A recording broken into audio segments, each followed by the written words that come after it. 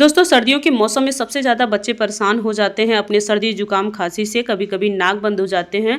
तो इससे राहत पाने के लिए एक बहुत ही कमाल का जो है घरेलू नुस्खा बताऊंगी जो बहुत ही वर्क करता है। तो करना क्या है, आपको लेना है एक अगरबत्ती, उसके ऊपर थोड़ा सा विक्स लगा देना है। अब इसे अब कमरे में जलाकर रख दे।